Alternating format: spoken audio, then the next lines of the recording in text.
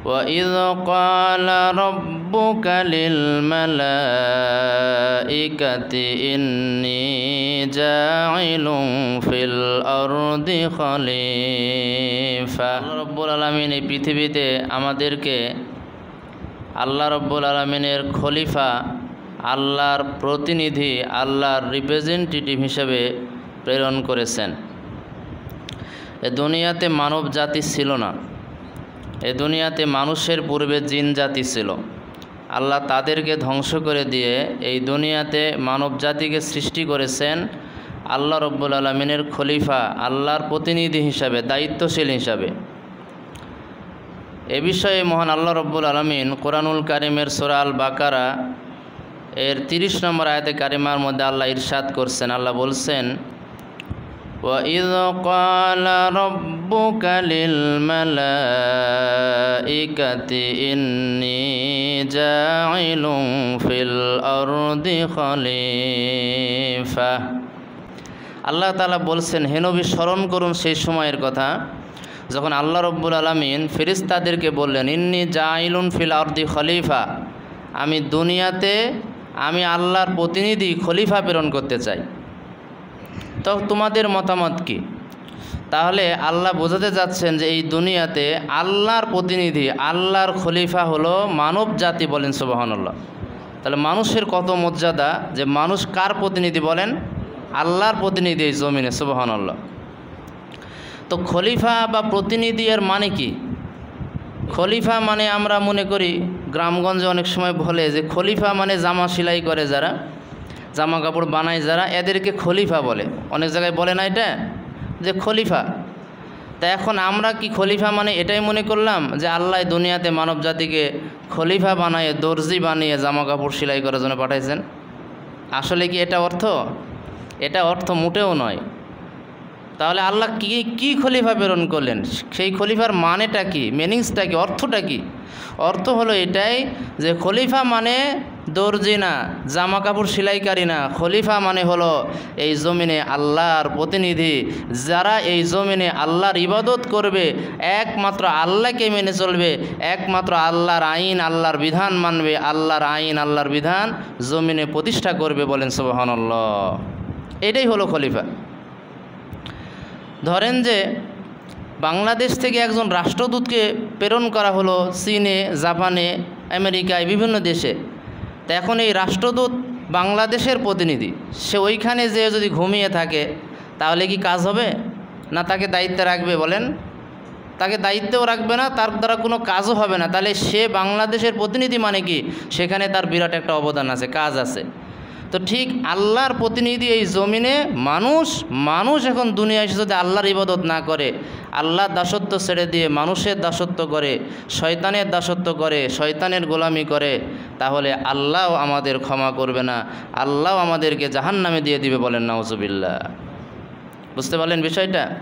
তাহলে বোঝা যাচ্ছে যে এই জমিনে আমরা আল্লাহর প্রতিনিধি, আল্লাহর খলিফা, মানে হলো আল্লাহর বিধান, আল্লাহর আইন আমাদের জীবনে মানতে হবে এবং এই জমিনেও আল্লাহর বিধান বাস্তবায়ন করতে হবে। এই দায়িত্ব দিয়ে আল্লাহ আমাদেরকে প্রেরণ করেছেন। এখানে ঘুমানোর জন্য, দুনিয়া উপার্জনের জন্য, টাকা পয়সা ইনকামের জন্য, আর দুনিয়ার ভোগ বিলাসে মত্ত থাকার জন্য আল্লাহ প্রেরণ করেননি। বলেন সুবহানাল্লাহ। সম্মানিত বন্ধুগণ, এজন্য আসুন আমাদের কিছু দায়িত্ব রয়েছে। এই বিষয়ে আজকে সংক্ষিপ্ত আকারে কোরআন এবং সুন্নাহ থেকে আলোচনা হবে ইনশাআল্লাহ। দেখেন, আল্লাহ রাব্বুল আলামিন কোরআনুল কারীম এমন একটা কিতাব, যেই কিতাবটা আমাদেরকে হেদায়েতের জন্য আল্লাহ প্রেরণ করলেন। এই কোরআনুল কারীমের মধ্যে সকল বিষয়ের সমাধান আল্লাহ দিয়েছেন কিনা বলেন? আল্লাহ সকল বিষয়ের সকল সমাধান মহাগ্রন্থ আল কোরআনুল কারীমের মধ্যে আল্লাহ সুবহানাহু ওয়া তাআলা দিয়ে দিয়েছেন। বলেন সুবহানাল্লাহ। রব্বুল আলামিন বলেন কোরআনুল কারীমের সূরা আল আনআম এর 38 নম্বর আয়াতে কারিমা আল্লাহ রব্বুল আলামিন বলেন, মা ফাররাতনা ফিল কিতাবি মিন শাই। আল্লাহ বলেন, তোমরা কি মনে করেছো এই কোরআন, এই কিতাব আল্লাহর কিতাব। এটা কি? এর মধ্যে আমি আল্লাহ মা ফাররাতনা ফিল কিতাবি মিন শাই, এর মধ্যে আমি আল্লাহ কোনো বিষয়ের বর্ণনা না দেওয়া করি নাই। যা কিছু দরকার, যা কিছু প্রয়োজন, সকল কিছুর বর্ণনা আমি আল্লাহ কোরআনুল কারীমের মধ্যে দিয়েছি। বলেন না সুবহানাল্লাহ। এই কোরআনে মানব জীবনের সকল ধারা, সকল ক্ষেত্র, সকল বিষয়ে কি করণীয়, কি বর্জনীয়, কি প্রয়োজন, কি বিয়োজন, সকল কিছু আল্লাহ রব্বুল আলামিন দিয়ে দিয়েছেন। বলেন না সুবহানাল্লাহ। আল্লাহ আরও স্পষ্ট করে বলছেন কোরআনুল কারীমের সূরা নাহাল 89 নম্বর আয়াতে কারিমে আল্লাহ বলেন, وَنَزَّلْنَا عَلَيْكَ الْكِتَابَ تِبْيَانًا لِكُلِّ شَيْءٍ। আল্লাহ বলেন, হে নবী, আপনার প্রতি আমি আল্লাহ যে কিতাব নাজিল করলাম কোরআনুল কারীম, এই কোরআন হলো তিবিয়ানান লিকুল্লি শাই, সকল বিষয়ের বর্ণনা সম্বলিত কিতাব হলো আল্লাহর কোরআন। বলেন সুবহানাল্লাহ। সকল বিষয়ের বর্ণনা আছে। আল্লাহ বলেন রান্নাঘর থেকে শুরু করে তোমার আন্তর্জাতিক জীবন, জাতীয় জীবন, যা কিছুর প্রয়োজন রয়েছে, আল্লাহ বলেন তোমার কথাবার্তা, লেনদেন, চলাফেরা, ওঠা বসা, খাওয়া দাওয়া, ব্যবসা বাণিজ্য, চাকরি আর আন্তর্জাতিক জাতীয় জীবনে যা কিছুর প্রয়োজন রয়েছে, আল্লাহ বলেন আমি আল্লাহ কোরআনুল কারীমে কিছু বর্ণনা করতে বাদ রাখি নাই, সব আমি আল্লাহর কোরআনের মধ্যে আছে। বলেন সুবহানাল্লাহ। আল্লাহু আকবার বলেন। আল্লাহ তাআলা তার আরও বলেন, শুধু তাই নয়, শোনো, কোরআনুল কারীমের সূরা বানী ইসরাঈল 12 নম্বর আয়াতে কারিমা আল্লাহ সুবহানাহু ওয়া তাআলা বলেন, ওয়া কুল্লা শাইইন ফাসসালনাহু তাফসীলা। মানব জাতি কি মনে করেছ এই কোরআন কি শুধু খতমের কিতাব? এই কোরআন দ্বারা কি শুধু খতম পড়া যায়? এই কোরআন দ্বারা কি শুধু মিলাদ কিয়াম করা যায়? না না, এই কোরআন দ্বারা শুধু মিলাদ কিয়াম খতম করা যায় না, বরং এগুলা তো বেদাতি কাজ। এই কোরআন এমন কিতাব যেই কিতাব দ্বারা তোমার ব্যক্তি জীবন, পরিবার জীবন, সমাজ জীবন, রাজনৈতিক জীবন, অর্থনৈতিক জীবন, জীবনের সকল কিছু আল্লাহর কোরআন দ্বারা পরিচালনা হবে। এজন্য আমি আল্লাহ কোরআনুল কারীমে সব কিছুর বর্ণনা দিয়েছি যাতে মানুষের কোনো কিছুর অভাব না হয়। সুবহানাল্লাহ। এ কোরআনে যদি বলেন শিক্ষানীতি কী হবে, কোরআনে আছে। পররাষ্ট্রনীতি কী হবে, কোরআনে আছে। স্বরাষ্ট্রনীতি কী হবে, কোরআনে আছে। যুদ্ধনীতি, বন্দিনীতি কী হবে, যাবতীয় সকল নীতি, যা কিছুর প্রয়োজন, আল্লাহ সুবহানাহু ওয়া তাআলা বলেন সকল কিছু আমি আল্লাহ আমার কোরআনুল কারীমের মধ্যে খুলে খুলে বর্ণনা করেছি, কোনো কিছুর অভাব কমতি রাখিনি। সুবহানাল্লাহ। এজন্য কোরআন হলো তোমাদের হেদায়েত।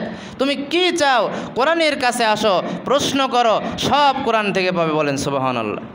বলেন হুজুর আমি তো একজন কৃষক, কৃষি কাজ করে খাই, আমি কৃষক, কৃষকের কথা কি কোরআনের মধ্যে আছে কি না? আল্লাহ বলেন তোমার কৃষকের কথাও কোরআনের মধ্যে আছে। তোমার আদা, রসুন, পেঁয়াজ, ডাল যা কিছু লাগে এগুলোও কোরআনের মধ্যে আমি আল্লাহ দিয়েছি। বলেন সুবহানাল্লাহ।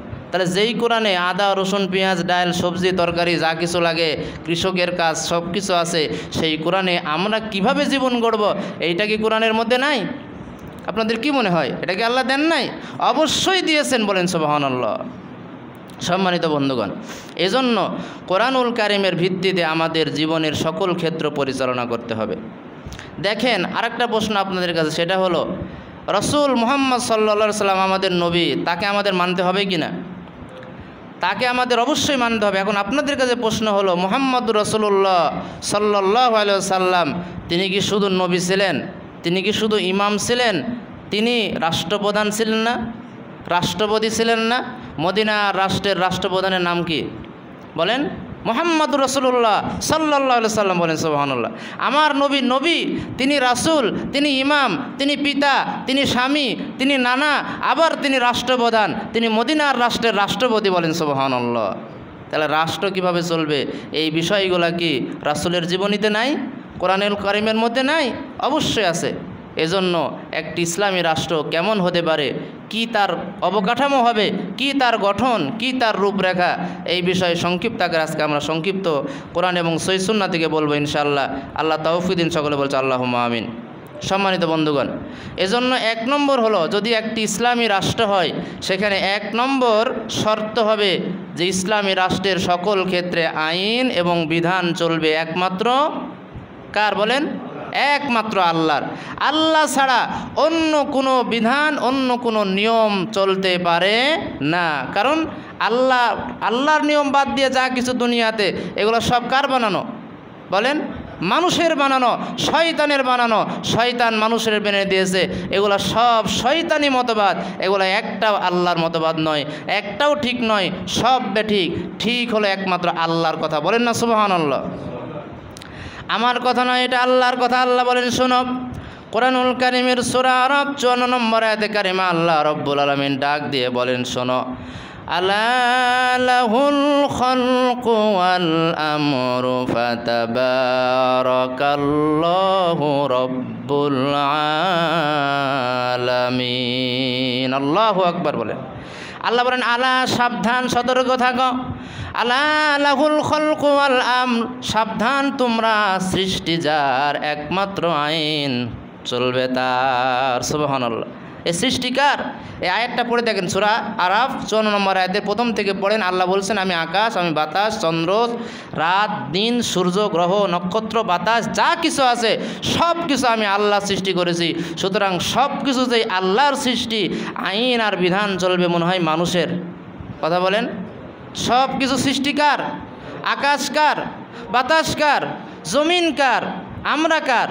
বলেন। সব কিছু যদি আল্লাহর হয় তাহলে আইন চলবে মনে হয় মানুষের বানানো নাকি? আল্লাহ বলেন না, আমি আল্লাহর আইন চলবে। এই যে মোবাইল, এই যে ফ্যান, ইলেকট্রনিক লাইট, মোবাইল, যা কিছু দুনিয়াতে দেখছেন, এগুলা যখন আমরা কিনবো তখন এগুলা চালানোর, পরিচালনা করার একটা নিয়ম আছে না ভাই? আপনি একটা মোবাইল কিনেছেন, তার সাথে একটা ছোট বই দিয়েছে, দেয়নি? ওই বইয়ের মধ্যে মোবাইলটা কিভাবে চালাবেন রুলস লেখা আছে কি না? আপনি যদি এখন ইচ্ছা মতো চালান, যে আমার টাকাতে আমি কিনেছি, যেইভাবে ইচ্ছা সেইভাবে চালাবো, তাইলে কি টিকবে, চলবে, না নষ্ট হয়ে যাবে? আল্লাহ বলেন যে এটার ক্রিয়েটর, যে তৈরি করেছে, সেটা কিভাবে চালাতে হবে নিয়মও বলে দিয়েছে। মানব জাতির সৃষ্টিকর্তা ক্রিয়েটরকে আল্লাহ, তাহলে মানব জাতি কীভাবে চলবে আল্লাহ কি বলে দেয় নাই? আল্লাহ বলছেন শোনো, এই জন্য সাবধান, আমি আল্লাহ সৃষ্টি করেছি, আমি আল্লাহরই আইন এবং বিধান মানতে হবে। আরও আল্লাহ পরিষ্কার করে বলেন শোনো, কোরআনুল কারীমের সূরা আল ইমরানের 154 নম্বর আয়াতে কারিমা আল্লাহ বলেন ইয়াকুলুনা হাল লানা মিনাল আমর কুল ইন্নাল আমরা কুল্লুহু লিল্লাহ। আল্লাহ বলেন কাফেরেরা বলে, ইয়াকুলুনা, তারা বলে, হাল্লানা মিনাল আমরি মিন শাই, আমরা কি আমাদের নিজের কোনো মতামত, আইন টাইন প্রণয়ন করতে পারি? আল্লাহ বলেন কুল ইন্নাল আমরা কুল্লুহু লিল্লাহ। আল্লাহ বলেন না, তা হবে না, সকল ক্ষেত্রে আমি আল্লাহর বিধান এবং আইন মুসলমান হিসাবে তোমাদের মানতে হবে। বলেন সুবহানাল্লাহ। আল্লাহর আইনের বাইরে মানুষের তৈরি করা বিভিন্ন মতবাদ, সেকুলারিজম, কমিউনিজম, এই ডেমোক্রেসি, গণতন্ত্র, আব্রাহাম লিঙ্কনের তৈরি গণতন্ত্র, শিরকি মতবাদ, এইগুলা মানুষ মানতে পারে না। এগুলো সব শয়তানের পূজারীরা মানতে পারে, এগুলো সব শয়তানের বানানো। বলেন না নাউজুবিল্লাহ। যারা মুসলমান, যারা আল্লাহর গোলাম, তারা একমাত্র সকল ক্ষেত্রে আইন এবং বিধান মানবে কার? একমাত্র আল্লাহ সুবহানাহু ওয়া তাআলা। তাহলে এগুলো মানব রচিত মতবাদ, এগুলো আর পিছনে ছুটে পৃথিবীতে কোনো শান্তি আসতে পারে না। সারা পৃথিবীর ইতিহাস পর্যালোচনা করে দেখুন, মানুষ সেকুলারিজমের পিছনে ছুটেছে, কমিউনিজমের পিছনে ছুটেছে, ন্যাশনালিজমের পিছনে ছুটেছে শান্তি পাওয়ার আশায়। কিন্তু সেকুলারিজম, কমিউনিজম আর ন্যাশনালিজম থেকে শুরু করে ডেমোক্রেসি আর যা কিছু বলেন, এগুলা মানুষকে শান্তি দিতে পারেনি। মানুষকে শান্তি, মুক্তি দিতে পারে একমাত্র আল্লাহর কোরআন। বলেন সুবহানাল্লাহ, ঠিক কিনা? এজন্য আল্লাহ বলছেন আইন এবং বিধান কেবলমাত্র হবে আল্লাহ সুবহানাহু ওয়া তাআলার জন্য।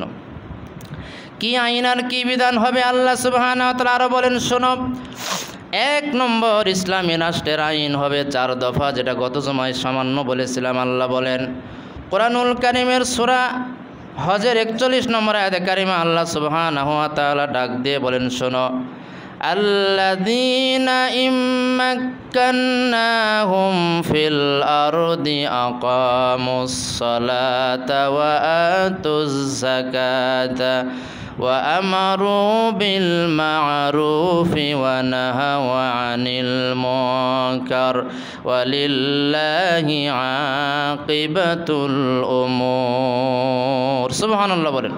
আল্লাহ বলেন আল্লাযীনা ইম্মাক্কান্নাহুম ফিল আরদি আকামুস সালাত, আমি আল্লাহ রব্বুল আলামিন যদি কাউকে শাসন ক্ষমতা দিয়ে দেই, রাজত্ব দিয়ে দিই, ক্ষমতার মালিক বানাইয়া দেয়, ওই আল্লাহর বান্দার 1 নম্বর কাজ হলো ইসলামী রাষ্ট্রে 4 দফা আইন বাস্তবায়ন করবে। বলেন কয় দফা? এক নম্বর, 4 দফার 1 নম্বর হলো আকামুস সালাত। সারা রাষ্ট্রের মধ্যে আল্লাহ রব্বুল আলামিনের ইবাদতের সর্বশ্রেষ্ঠ ইবাদত নামাজকে বাধ্যতামূলক করে, বলেন সুবহানাল্লাহ। নামাজকে বাধ্যতামূলক করে দেওয়া হবে। মসজিদে আজান হবে, আর টিভি দেখবে, সিরিজ দেখবে, গান বাজনা শুনে গল্প গুজব করে বাড়িতে সময় কাটাবে, তা হবে না। আজান হওয়ার সাথে সাথে দুনিয়ার সকল কাজ ফেলে আল্লাহকে সেজদা দেওয়ার জন্য মসজিদে যেতে হবে। সুবহানাল্লাহ। যারা হজ করেছেন সাক্ষী দেন, আপনারা সৌদি আরবে দেখেননি, আজান দেওয়ার সাথে সাথে কোটি কোটি টাকা দামের সোনার দোকান খোলা রেখে কোথায় যায় বলেন? মসজিদে। সুবহানাল্লাহ, আল্লাহু আকবার। কারণ ওই দেশে নামাজের আইন আছে, বলেন না সুবহানাল্লাহ। এক হাজী সাহেব হজ করতে গেছে, হজ করতে যে একটা অপরাধ করেছে, ধরেন রাস্তাঘাটে ময়লা টয়লা কিছু ফেলেছে, একটা অপরাধ করেছে। তো মক্কার হাজী অপরাধ করে ফেলেছে, পুলিশের ওকে ধরেছে, ধরে বলছে এই তুই কাজ কেন করলি? ও তো বাংলা বলছে, আরবিটার মতো কিছু বোঝে না।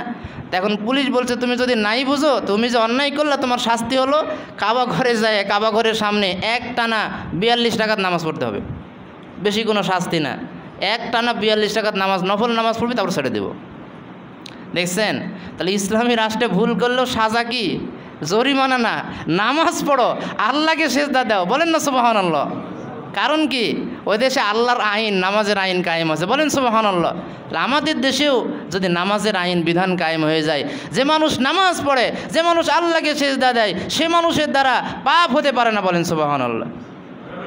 আল্লাহ এটা বলছেন, শোনো, ইন্নাস সালাতা তানহা আনিল ফাহশাই ওয়াল মুনকার।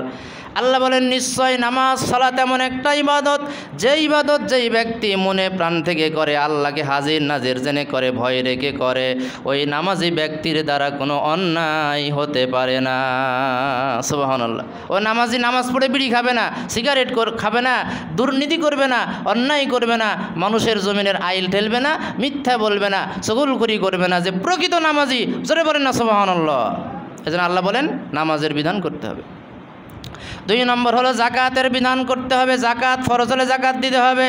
হাজার হাজার কোটি কোটি মানুষ রয়েছে যাদের জাকাত ফরজ হয়ে গেছে, 1 টাকা জাকাত দেয় না। হিসাব করে দেখা গেল বাংলাদেশের মানুষ যাদের উপর জাকাত ফরজ হয়েছে, যদি জাকাত দিত, 1 বছরের মধ্যে বাংলাদেশে কোনো দরিদ্র থাকতো না, ফকির মিসকিন খুঁজে পাওয়া যেত না। সুবহানাল্লাহ বলেন। তাহলে জাকাতের বিধান যদি হয়, গরিব পাওয়া যাবে না, ফকির মিসকিন পাওয়া যাবে না, বলেন না সুবহানাল্লাহ। এজন্য জাকাতের প্রয়োজন রয়েছে। এরপরে আল্লাহ বলেন 3 নম্বর হলো আমারু বিল মারুফ, সৎ কাজের আদেশ দিবে। বান্দারা, দুনিয়ার মানুষেরা, আমার ভাইয়েরা বোনেরা, সকলের নামাজ আদায় করো, ভালো কথা বলো, ভালোভাবে চলো, অন্যায় করো না, হারাম খেও না, এরকম ভালো ভালো কথাগুলো তারা বলবে। মানুষকে ভালোর দিকে আহ্বান করবে, ডাকবে, মানুষদেরকে কোরআনের দিকে, সহিহ হাদিসের দিকে ডাকবে, আল্লাহর দিকে ডাকবে, রাসূলের দিকে ডাকবে, মসজিদের দিকে ডাকবে। এইরকম ইসলামী রাষ্ট্রের নিয়ম থাকা দরকার। সুবহানাল্লাহ। আর 4 নম্বর হলো ওয়ানাহু আনিল মুনকার, খারাপ কাজ থেকে বাধা দিবে, নিষেধ করবে, ডাক দিয়ে বলবে তোমরা কেউ অন্যায় করো না, হারাম খেও না, বিড়ি খেও না, সিগারেট, মদ, তারি, গাঁজা, ইয়াবা, ফেন্সিডিল, ডায়াল, হিরোইন, আরও যা কিছু আছে যেগুলো খেও না, নেশা করো না, অন্যায় করো না, জেনা, ব্যভিচার, বেপর্দা, বাহায়াপনা, অশ্লীলতা করো না। এইরকম যারা বলবে, আল্লাহ রব্বুল আলামিন বলেন এইভাবে মানুষের মাঝে সংস্কার করলে মানুষেরা আস্তে আস্তে দিনের দিকে ফিরে আসবে, শিরিক থাকবে না, বেদাত থাকবে না, আল্লাহ রাসূলের সুন্নাত প্রতিষ্ঠিত হয়ে যাবে। সুবহানাল্লাহ বলেন।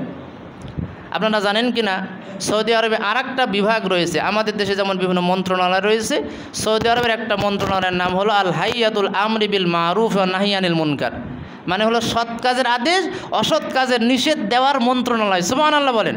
এই মন্ত্রণালয়ের কাজই হলো এরা সৎ কাজের আদেশ দেয়, অসৎ কাজের নিষেধ দেয়। দেখবেন পুলিশ, তারপরে বিভিন্ন যারা এই দায়িত্বশীল, বড় বড় জুব্বা পরে, এরকম সুন্দর লাল রুমাল লাগায় লাগায় ঘুরে, নামাজের মসজিদে আজান হয়ে যায়, ওরা রাস্তায় হাঁটে আর বলে সলাৎ সলাৎ সলাৎ। কি বলে? সালাত সালাত সালাত, মানে নামাজে যাও, মসজিদে যাও। যদি দেখে যে সালাত বাদ দিয়ে কেউ বাইরে রয়েছে, ওই ডিপার্টমেন্টের ইচ্ছা করলে ওরা আপনার বিরুদ্ধে মামলা দিয়ে জেলে নিয়ে যেতে পারে। সুবহানাল্লাহ বলেন। এদের কাজই এটা, ভালো কাজের আদেশ দিবে, অসৎ কাজে নিষেধ করবে। তাহলে আমাদের সমাজেও যদি এরকম একদল মানুষ থাকে যারা আল্লাহর দিকে মানুষকে ডাকবে, সৎ কাজের আদেশ করবে, অসৎ কাজের নিষেধ করবে, তাহলে আমাদের সমাজের মানুষেরাও ইনশাআল্লাহ ভালো হয়ে যাবে। কথা বলেন ঠিক কিনা? এজন্য এই 4টা কাজ বাস্তবায়ন করতে হবে। আল্লাহ আমাদের তৌফিক দিন। সকলে বলছে আল্লাহুম্মা আমিন। তাহলে এই 4টা কাজ বাস্তবায়ন করবে যারা, 1 নম্বর হল সালাতের নিয়ম এমন হতে হবে, ইসলামী রাষ্ট্রের প্রধান যারা হবে, দায়িত্বশীল যারা হবে, এমন যোগ্যতা সম্পন্ন হতে হবে। যিনি একটা স্কুল কলেজের প্রধান হবে, প্রিন্সিপাল হবে, তার এমন যোগ্যতা থাকতে হবে যখন আজান হয়ে যাবে তার কর্মচারী ছাত্র ছাত্রী সকলকে নিয়ে তিনি নিজে ইমামতি করে নামাজ আদায় করাতে পারবে, এমন যোগ্যতা সম্পন্ন লোক থাকতে হবে। সুবহানাল্লাহ। তুমি চোখ মুজে দেখি হেডমাস্টার হবে না, তোমার এমন যোগ্যতা থাকতে হবে যখন আজান হয়ে যাবে, নামাজের সময় হলে তোমার কর্মচারী, তোমার ছাত্র ছাত্রী যাদেরকে আছে সকলকে নিয়ে নিজেই ইমামতি করাইতে পারতে হবে, এমন যোগ্যতা সম্পন্ন লোক লাগবে। বলেন সুবহানাল্লাহ। তুমি রাষ্ট্রপ্রধান, আজান হয়ে গেল, তোমার মন্ত্রী পরিষদের সদস্য সবাইকে নিয়ে নিজে ইমামতি করে নামাজ পড়ানোর যোগ্যতা থাকতে হবে। বলেন না সুবহানাল্লাহ। এই যদি হয় দেশ, তাহলে সেই দেশে কি অশান্তি থাকতে পারে? বলেন। সে দেশে আল্লাহর রহমত নাজিল হবে না তো কোন দেশে রহমত নাজিল হবে? বলেন না সুবহানাল্লাহ। বাস্তব প্রমাণ দেখেন আপনারা। এই পার্শ্বে আমাদের আফগানিস্তানে যারা সেনাপ্রধান, ওদের দেখলে বুঝতে পারবেন না, কি লম্বা জুব্বা, দাড়ি, মাথায় সুন্দর কালো পাগড়ি, এরা সেনাপ্রধান। কি মনে করেছেন এরা কি অশিক্ষিত? এরা কিছু বোঝে না? না, এরা যেমন আল্লাহ রব্বুল আলামিনকে ভয় করে, তেমন দুনিয়ার শিক্ষায় শিক্ষিত। এরাই শিক্ষামন্ত্রী হয়েছে, এরাই আইনমন্ত্রী হয়েছে, এরাই স্বরাষ্ট্রমন্ত্রী, এরাই পররাষ্ট্রমন্ত্রী, এরাই সব কিছু। ও দেশে আল্লাহর রহমত বর্ষিত হচ্ছে। বলেন সুবহানাল্লাহ। কোনো অভাব নাই তাদের। ফলমূল থেকে শুরু করে বিভিন্ন কিছু আবিষ্কার করছে, উৎপাদন করছে। কেন? আল্লাহর রহমতের বরকতের দরজার আল্লাহ রব্বুল আলামিন খুলে দিয়েছেন। বলেন সুবহানাল্লাহ। আল্লাহর ইবাদত করবে আর আল্লাহ বরকত দিবে না, তা তো হয় না। এই জন্য আমরাও যদি ভালো হই তাহলে আমাদের দেশেও আল্লাহ রহমত নাজিল করতে পারেন।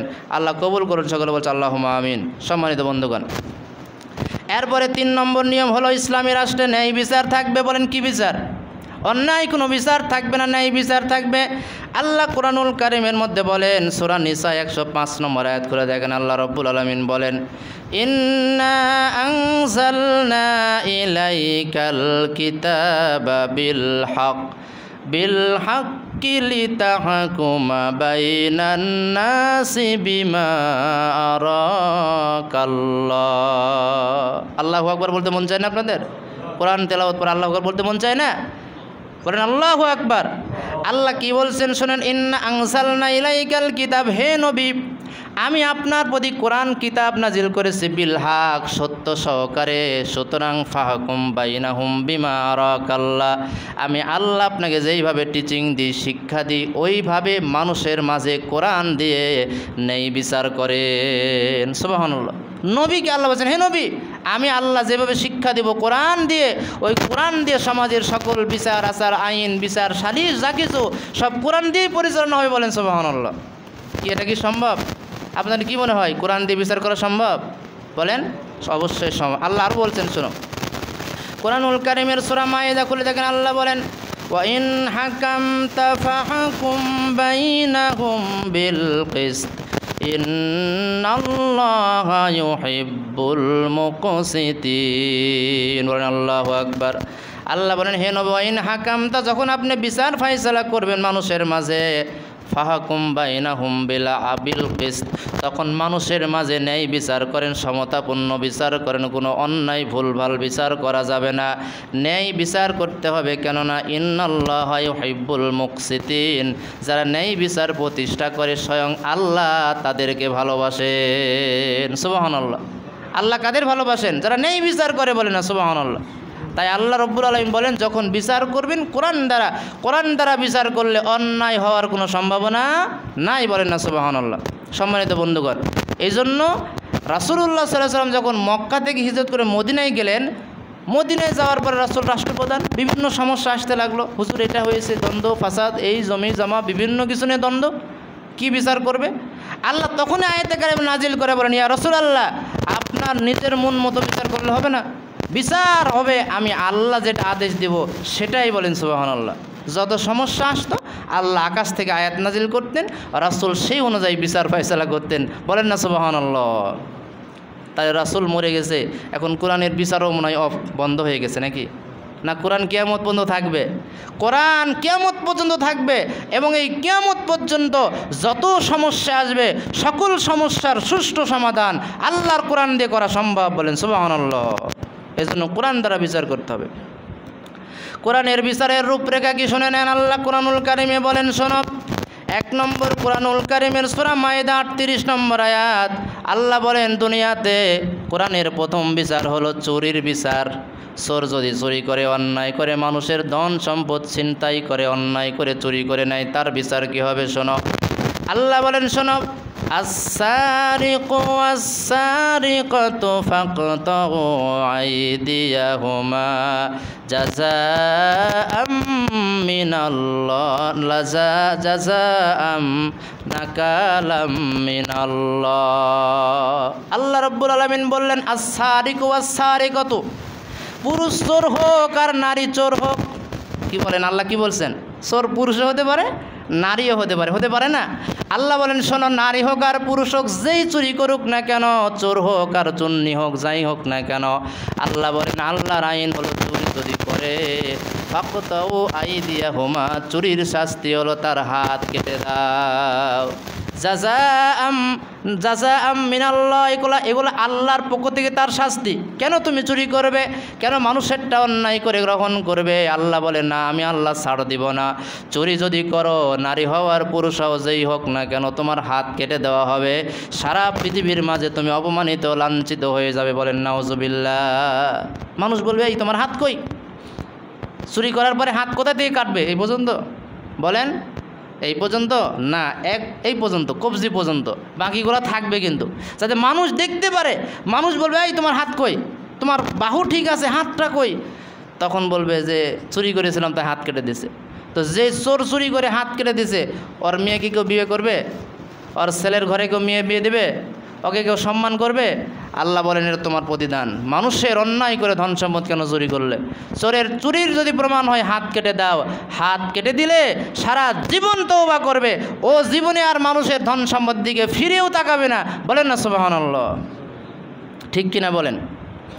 দেখেন, হাদিসে আসেন, আল্লাহ রসুল সাল্লাল্লাহু আলাইহি সাল্লাম বসে আছেন। সহিহ মুসলিমের হাদিস এইটা। হাদিসের কিতাবের মধ্যে একটা অধ্যায় রয়েছে, কিতাবের নাম হলো বাবুল ইমারাতি ওয়াল কযা, আইন আর বিচারের অধ্যায়। সুবহানাল্লাহ। আইন কী হবে, বিচার কী হবে, রাসূল এই হাদিসের মধ্যে বলে দিয়েছেন। আল্লাহ নবী বসে আছেন, হঠাৎ করে খবর দেওয়া হলো, ইয়া রাসূলুল্লাহ, একজন মহিলা চোর ধরা পড়েছে, চুরি প্রমাণ হয়ে গেছে। রাসূল বললেন, তার হাত কেটে দাও।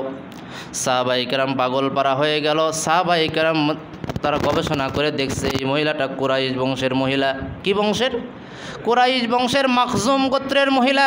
তার মানে কুরাইশ বংশ কার বংশ? রাসূলের বংশ। সাহাবীরা দেখলো, যদি এই মহিলার হাত কাটা হয় তাহলে কুরাইশ বংশের দুর্নাম হয়, আর কুরাইশ বংশের দুর্নাম হলে রাসূলের দুর্নাম হয়ে যায়। ঠিক কিনা? সাহাবায়ে কেরাম কি করবে বুঝতে পারছেন না। রাসূলকে তো নিষেধও করা যায় না, ইয়া রাসূলুল্লাহ হাত কাটেন না। রাসূলকে নিষেধ করা যাবে? রাসূল তো আল্লাহর নবী। সাহাবায়ে কেরাম উপায় খুঁজে না পেয়ে রাসূলের ছোট্ট নাতি উসামা বিন যায়েদ, রাসূলের খুব আদরের নাতি ছিল, তাকে বুঝায় পড়ায় রাসূলের কাছে পাঠাইছে, যাও তুমি রাসূলের নাতি হও, পালক পুত্রের নাতি, তুমি যে রাসূলকে একটু বোঝাও, ইয়া রাসূলুল্লাহ অন্তত এই মহিলার হাতটা কাটেন না। এই মহিলার হাত কাটলে তার দুর্নাম, তার বংশের দুর্নাম, সাথে আপনার বংশেরও দুর্নাম হয়ে যাবে। বলেন নাউজুবিল্লাহ। আল্লাহ নবী কথাটা শোনার সাথে সাথে রাসূলের চেহারা একবারে রাগে লাল হয়ে গেল। আল্লাহ নবী রাগ এত করলেন, কিন্তু রাগ করে রাসূল কখনো কাউকে গালি দিতেন না। বলেন সুবহানাল্লাহ। রাসূল রাগ করে মিম্বারের উপর দাঁড়ালেন, সাহাবীদেরকে ডাকলেন, সাহাবীরা আমার সামনে তোমরা বসে যাও। সাহাবায়ে কেরাম রাসূলের সামনে বসে গেল। আল্লাহ রসুল ডাক দিয়ে বললেন, শোনো আমার সাহাবীরা, তোমাদের আগের জাতিরা কেন ধ্বংস হয়েছে তা কি জানো? সাহাবীরা বলেন, না ইয়া রাসূলুল্লাহ, আমরা জানি না। আল্লাহ রসুল বলেন, আগের জাতি ধ্বংস হওয়ার কারণ হলো তাদের মধ্যে প্রভাবশালী বড় কোনো লোক যদি অন্যায় করত, তাইলে তাকে ছেড়ে দিত, কিছুই বলতো না। আর যদি সমাজের নিম্ন শ্রেণীর মানুষ, দুর্বল মানুষ, সে যদি অন্যায় করত, তার দ্বিগুণ শাস্তি করত। দেখছেন, নরমের উপর কি করে? বলেন, গরম ঢালে। যদি কেউ দুর্বল অন্যায় করে ওরা ডবল শাস্তি দেয়, আর প্রভাবশালী কেউ অন্যায় করলে ওকে কোনো কথাই বলে না, শাস্তিই দেয় না। এই অপরাধে আল্লাহ অতীতের জাতিগুলোকে ধ্বংস করে দিয়েছেন, বলেন নাউজুবিল্লাহ। আল্লাহ রাসূল বলেন, সাহাবীরা শোনো, লাউ আন্না ফাতিমাতা বিনতে মুহাম্মদ সারাকাত লাকাতাতু ইয়াদাহা, বলেন সুবহানাল্লাহ। আর একটা কথা হলো, এই যে মহিলা চুরি করলো এই মহিলার নাম ছিল ফাতিমা। কি নাম? ফাতিমা কার নাম বলেন তো? রাসূলের কন্যার নাম, রাসূলের মেয়ের নাম ফাতিমা। সাহাবীরা বলে, ইয়া রাসূলুল্লাহ, আপনার বংশের লোক, আবার আপনার মেয়ের নামে নাম, এর হাত কাটবেন? রাসূল বললেন, শোনো, এই ফাতিমা আমার বংশের ফাতিমা না হয়ে যদি লাউ আন্না মুহাম্মদ বিনতে মুহাম্মদ সাল্লাল্লাহু আলাইহি ওয়াসাল্লাম সারাকাত, যদি আমার নিজের মেয়ে ফাতেমাও চুরি করত, আর যদি প্রমাণ হতো যে সে চুরি করেছে, লাকাতাতু ইয়াদাহা, অবশ্যই অবশ্যই, লামে তাকিদের শব্দ আল্লাহ রাসূল বলেন, অবশ্যই আমার মেয়ে হলেও কোনো ছাড় নাই, তার হাতও আমি রাসূল কেটে দিতাম, বলেন সুবহানাল্লাহ। তোমরা কোন ফাতেমার সুপারিশ গাইতে আসছো আমার কাছে? আমার নিজের মেয়ে হলে তো ছাড় দিতাম না আমি, আর ওই ফাতেমা নাম হয়েছে দেখে আমার বংশের বলে ছেড়ে দিব, ওর হাত কেটে দাও। চুরি করেছে, ওর শাস্তি হলো হাত কেটে দিতে হবে, বলেন সুবহানাল্লাহ। দেখছেন রাসূলের কি বিচার, কি নেই বিচার, বিন্দু পরিমাণ কোনো অসহ্যতা নাই, বলেন সুবহানাল্লাহ। বন্ধুগণ, এই হলো চুরির বিষয়। যদি এইরকম সারা পৃথিবীতে আইন করা হয়, আমাদের বাংলাদেশেও যদি আইন হয়ে যায় যে চুরি করলে তার হাত কেটে দেওয়া হবে, তাহলে বাংলাদেশে আর সারা পৃথিবীতে কোথাও কি চুরি হবে? সৌদি আরবে আইন আছে না? সৌদি আরবে কি চুরি হয়? মোবাইলটা ফেলে দিয়েছেন, পড়ে আছে, কেউ আপনার মোবাইলে হাত দিয়ে বন্ধু দেখবে না যেটা পড়ে আছে। নির্দিষ্ট জায়গা আছে, সেখানে জমা হবে। আপনি যতদিন পরে এসে খোঁজ করেন, ওইখানে আপনি পেয়ে যাবেন, কেউ আপনার কোনো কিছু চুরি করবে না, বলেন সুবহানাল্লাহ। এই হলো আল্লাহর আইন। বন্ধুগণ, এই জন্য যারা আজকে সমাজে বিভিন্ন মানুষ রয়েছে, চুরি তো শুধু নাই, পুকুর চুরি, মানুষের ঘামের ঝরানো, রাষ্ট্রের লক্ষ লক্ষ কোটি কোটি অসংখ্য টাকা পয়সা, ব্যাংক ব্যালেন্স, সকল কিছু লুটপাট করে বাংলাদেশকে শেষ করে দিয়েছে, ফকির করে দিয়েছে। এই সমস্ত মানুষ যারা, তাদের বিচার তাহলে কি হওয়া দরকার? আল্লাহর আইনে যদি তাদেরকে এইভাবে হাত কেটে দেওয়া হয়, আমি অনুরোধ রাখবো যারা এই সমস্ত কাজ করেছে, মানুষের কৃষকের রক্ত কামানো টাকা পয়সা যারা তসরুপ করেছে, বিদেশে পাচার করে বেগুম পাড়া করে তুলেছে, কোটি কোটি টাকা যারা মানে লন্ডনিং করেছে, ওদেরকে হাইকোর্টের সামনে নিয়ে এসে বিচার করে সারা পৃথিবীর সমস্ত মিডিয়ার উপস্থিতিতে ওদের হাত কেটে দেওয়া হোক, আর আইন করে দেওয়া হোক, আজ থেকে যদি চুরি হয় তার শাস্তি হলো হাত কেটে দেওয়া হবে। 24 ঘন্টার মধ্যে আইন করলে 24 ঘন্টার মধ্যে বাংলাদেশ থেকে সকল প্রকারের দুর্নীতি, চুরি, অসচ্ছতা বিদায় নিয়ে যায়, বলেন না সুবহানাল্লাহ? ঠিক কিনা বলেন? সব বিদায় হয়ে যাবে, কারণ এটা আল্লাহর আইন। আল্লাহর আইনের মধ্যেই রয়েছে মানুষের মুক্তি, মানুষের কল্যাণ, মানুষের শান্তি, বলেন না সুবহানাল্লাহ? তাহলে এইভাবে হলো আল্লাহর আইন। আল্লাহ বলছেন না চুরি করা যাবে না, ডাকাতি করা যাবে না, রাষ্ট্রের টাকা তসরুপ করা যাবে না। যারা রাষ্ট্রের টাকা তসরুপ করেছে, মানে লন্ডারিং করলো, দুর্নীতি করলো, বিদেশে পাচার করলো, আল্লাহ রাসূল বলেন কিয়ামতের কঠিন ময়দানে আল্লাহ এত শাস্তি দিবেন তাদেরকে, তাদের দুইটা শাস্তি, বলেন কয়টা?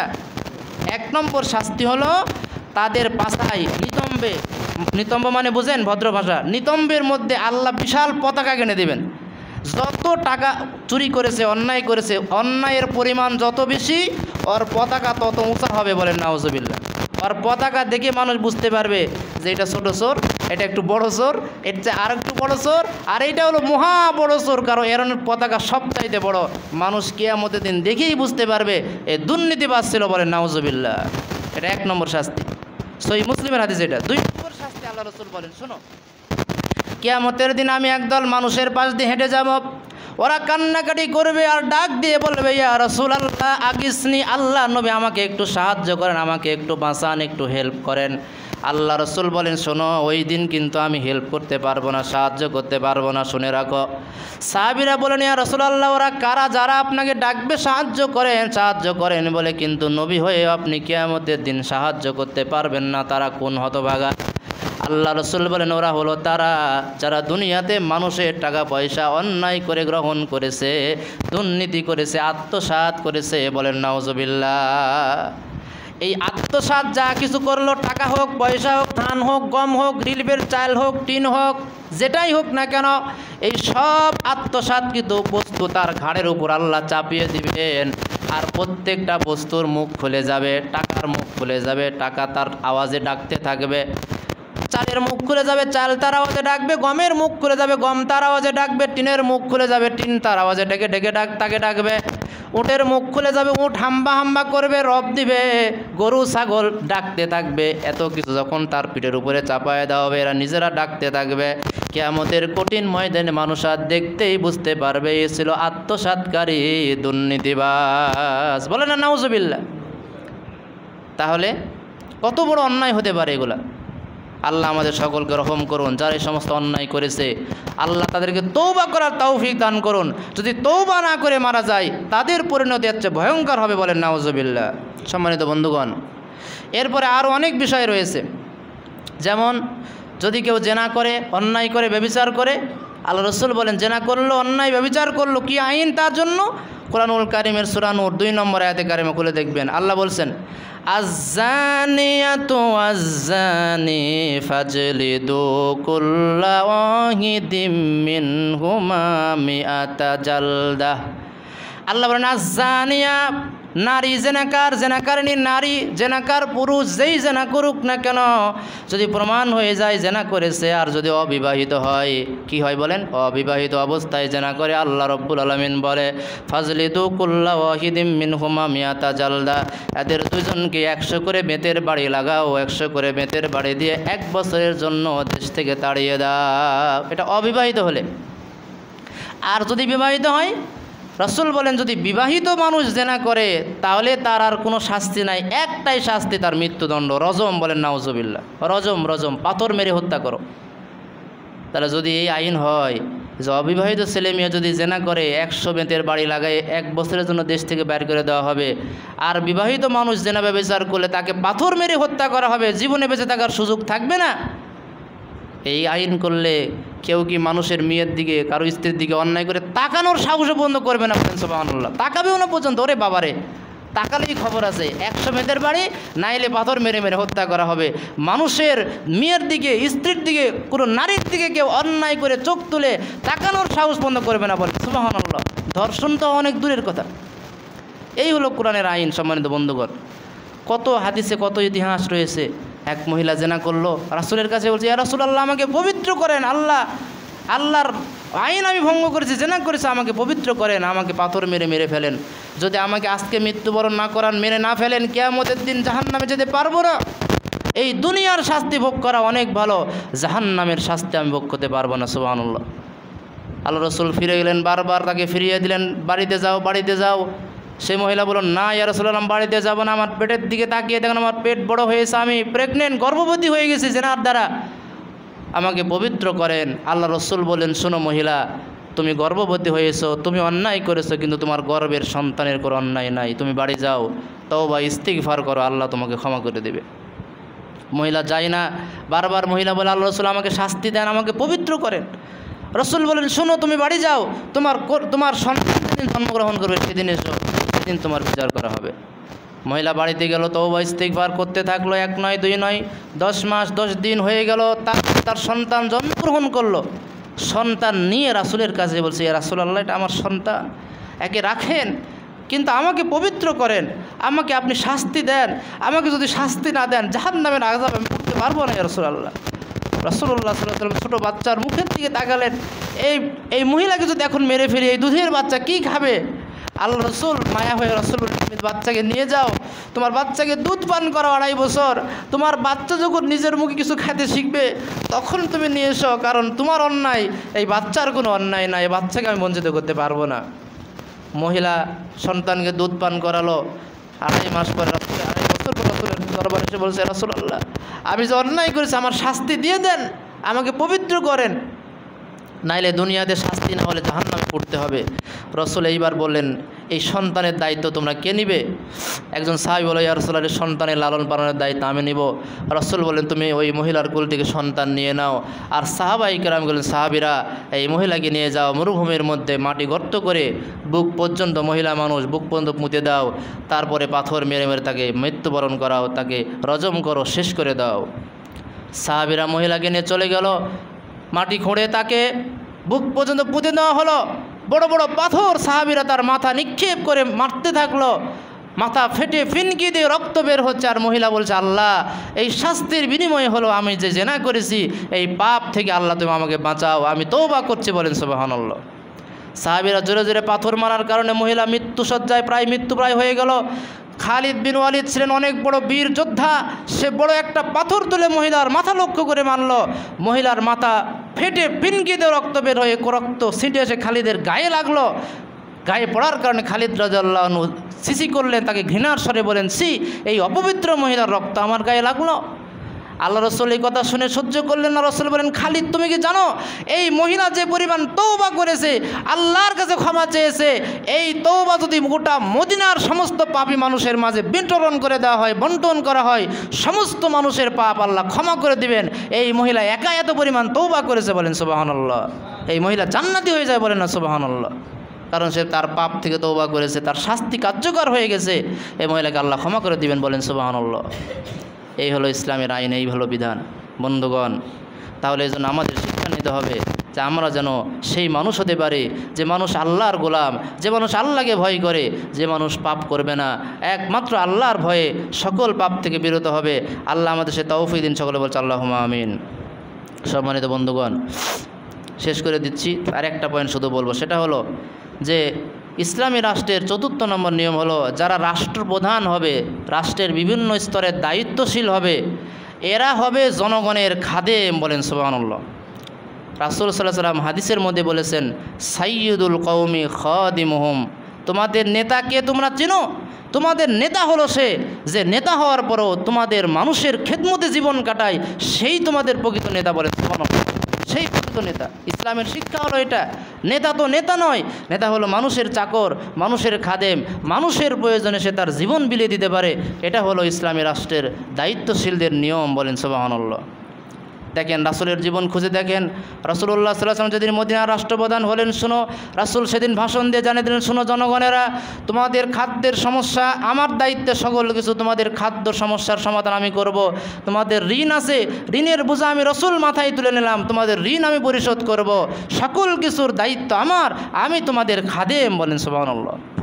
রাসূল বিকালে যখন বাজারের দিকে যেতেন, তখন মানুষদেরকে বলতেন, বিশেষ করে বিধবা ছিল যারা মহিলা, তাদেরকে আড়াল থেকে রাসূল ডাক দিয়ে বলতেন, ও বিধবা মহিলারা, তোমাদের তো কেউ নাই, তোমাদের যদি বাজার ঘাট লাগে, টাকা পয়সা লাগে, খাদ্যের কোনো সমস্যা হয়, আমাকে বলো, আমি নবী, আমি রাষ্ট্রপ্রধান, আমি নিজে তোমাদের বাড়িতে এসে সব পুষাই দিয়ে যাও, বলেন সুবহানাল্লাহ। আল্লাহু আকবার। ইতিহাস অনেক আছে, রাসূল সাল্লাল্লাহু আলাইহি সাল্লামের সাহাবীরা রাসূলের শিক্ষায় শিক্ষিত ছিলেন। কি তাদের শিক্ষা ছিল? আল্লাহ রাসূল সাল্লাল্লাহু আলাইহি সাল্লামের প্রিয়তম সাহাবী দ্বিতীয় খলিফা কে ছিলেন বলেন তো? বলেন। আবু বকর রাদিয়াল্লাহু আনহু প্রথম খলিফা, আর ওমর রাদিয়াল্লাহু আনহু ছিলেন দ্বিতীয় খলিফা, বলেন সুবহানাল্লাহ। ওমর রাদিয়াল্লাহু আনহু কেমন ছিলেন? আমাদের কবি, যিনি বাংলার বুলবুল কাজী নজরুল ইসলাম কি সুন্দর করে বলেছেন, আজ বুঝি কেন বলিয়াছিলেন শেষ পয়গম্বর, আমার পরে যদি নবী হতো কেউ হতো সে এক ওমর। সুবহানাল্লাহ। তিনি বলছেন, শোনো, এই ওমর রাদিয়াল্লাহু আনহু কেমন দরদী ছিলেন, প্রজা দরদী ছিলেন। রাতের গভীর অন্ধকারে তিনি রাস্তাঘাটে হেঁটে হেঁটে বেড়াতেন, তিনি ঘুমাতেন না। রাষ্ট্রের মানুষ নিশ্চিন্তে আরামে ঘুমিয়ে আছে, কোনো আতঙ্ক নাই, কোনো ভয় নাই।